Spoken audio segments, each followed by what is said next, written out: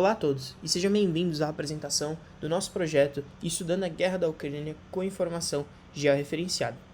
Eu, Francisco Cunha de Janela e o Bernardo Cunha Capoferri temos como objetivo com esse projeto analisar todas as iniciativas tomadas pelas ações das Forças Armadas Russas, se elas condizem ou não com o objetivo de seu chefe de Estado de proteger os falantes da língua russa e simpatizantes dentro de território ucraniano, por meio da análise destes dados eleitorais, demográficos e também sobre os incêndios detectados pelo programa FERMS da NASA, para estimar as regiões onde estava ocorrendo o combate intenso.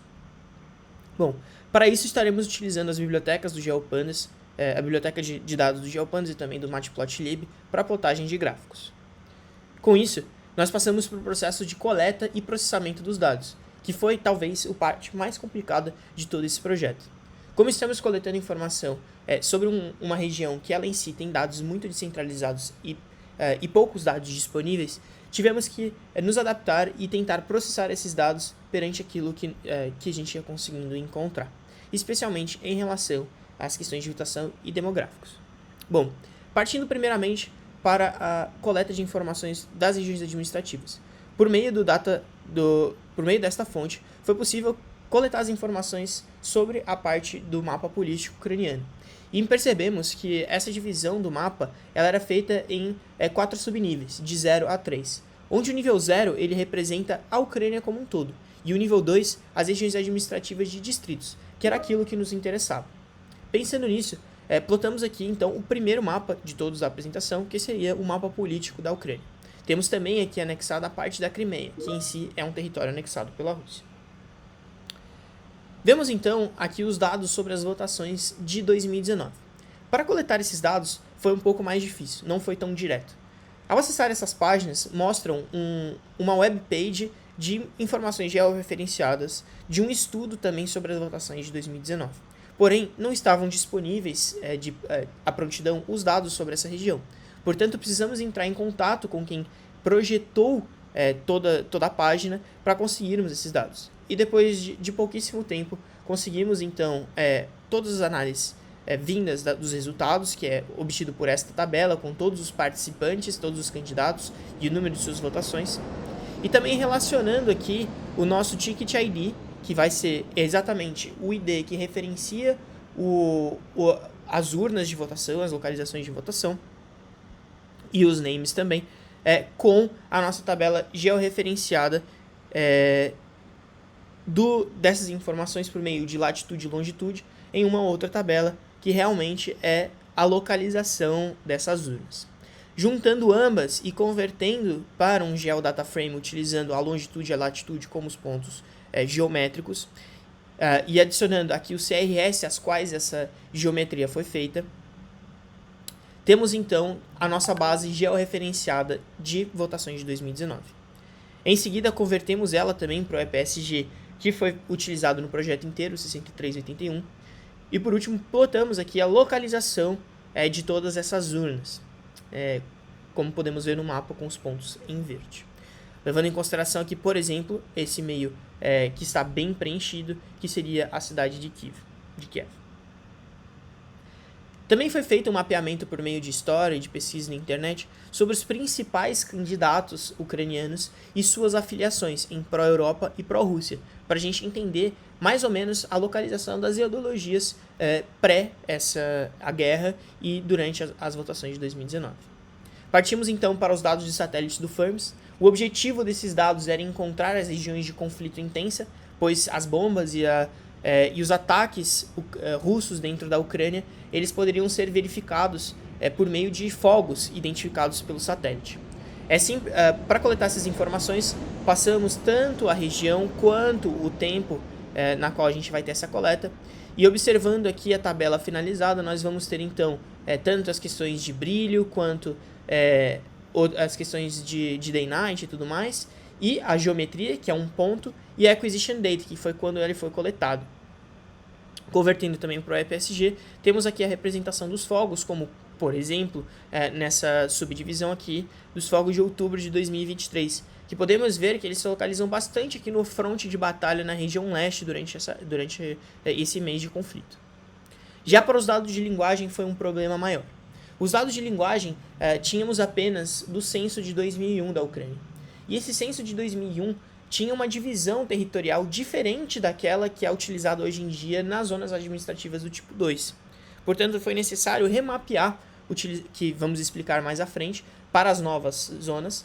Porém, também para construirmos o georreferenciamento da posição linguística dos dados coletados dessas regiões administrativas, tivemos que fazer vários mapeamentos na mão, uma vez que esses dados estavam descentralizados, ou seja, não batiam nomes nas colunas, tinha colunas, por exemplo, de porcentagem que não tinham em linguagem população total, em população total da região, e portanto precisamos fazer também vários ajustes manuais.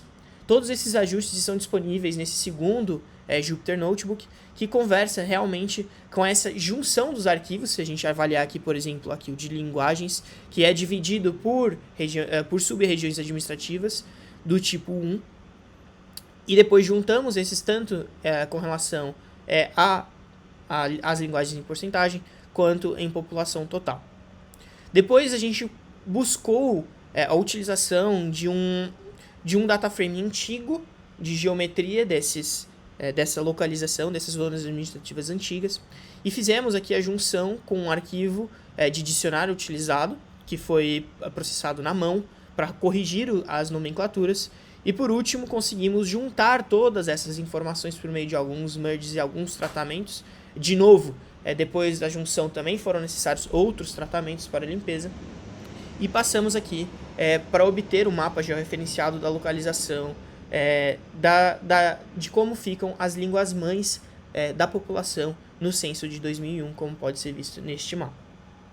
Voltando então para o projeto principal, temos aqui de novo a busca dessas informações que foram processadas no outro notebook, e aqui a apresentação tanto da língua comum, da língua mãe como sendo ucraniana, quanto da língua mãe como sendo russa aqui no mapa abaixo.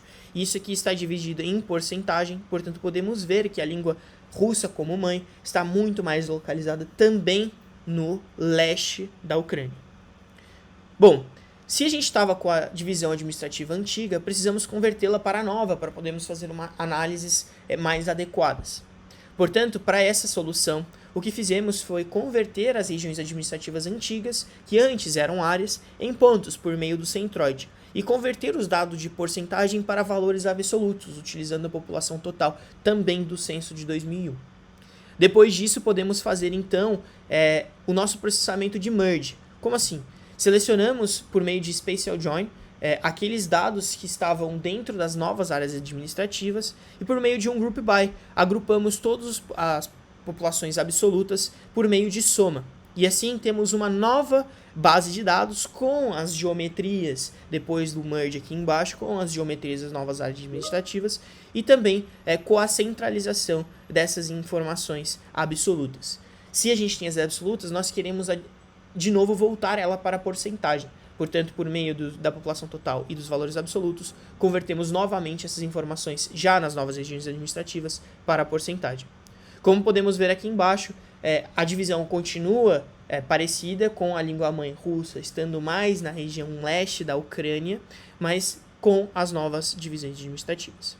Nessa visão de agrupamento de dados, passamos então para o agrupamento dos dados do FIRMS, e agrupamos ele por área, mês e ano, ou seja, aqueles pontos que eram identificados dentro de uma região administrativa, eles eram contabilizados e contados.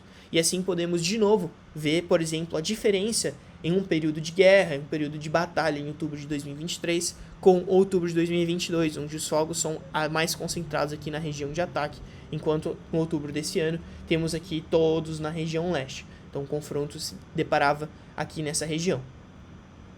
Bom, passando então agora para o agrupamento das votações nas áreas. É importante entender que todas as localizações das urnas possuíam os votos independentes de cada um dos políticos. Porém, gostaríamos de filtrar os políticos por meio da escolha daqueles que seriam os candidatos principais.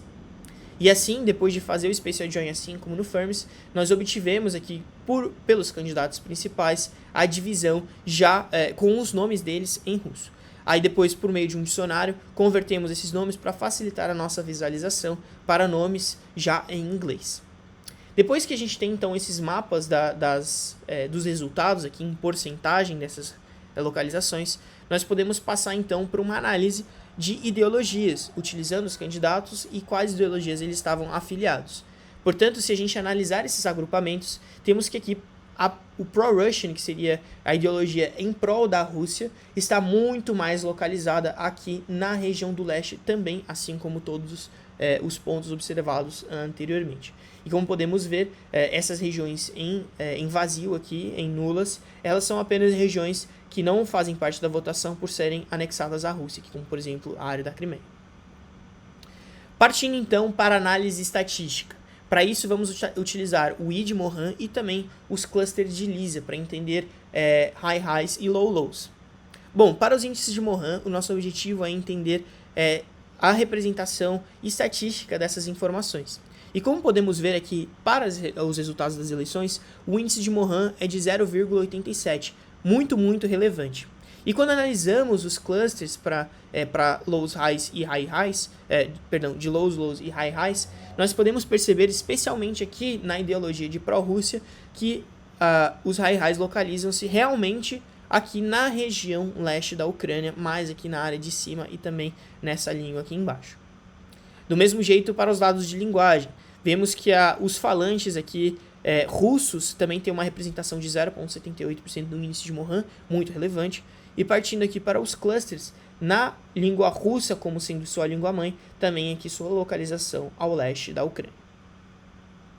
Para os incêndios, no total período da guerra coletado, e fazendo então a soma desses períodos por meio dos anos, nós obtivemos este mapa com toda a guerra, então dividido em quantis e também em equal intervals. O equal intervals para representar aqui a divisão que essa região e esta região são os principais focos dos ataques. Nós conseguimos plotar um índice de Mohan também com certa relevância de 0,62 e passamos para os clusters de Lisa. E novamente aqui a região dos clusters em high está no leste ucraniano. Como conclusão, a gente pode juntar todos esses mapas dos clusters em uma única imagem para poder fazer a comparação. Vendo então aqui as ideologias pró-Rússia dentro das votações da Ucrânia, como também a linguagem mãe sendo a russa aqui no leste da Ucrânia, e exatamente onde está acontecendo a maior parte dos conflitos, dos incêndios ocorrendo na Ucrânia aqui também no leste, podemos ter como conclusão e resposta ao nosso objetivo que assim as Forças Armadas não estão levando em consideração ou estão tomando iniciativas que não condizem com as afirmações feitas pelo chefe de Estado. Bom, obrigado por terem prestado atenção com o nosso desenvolvimento georreferenciado das informações. Espero que tenham gostado e qualquer dúvida, estamos disponíveis.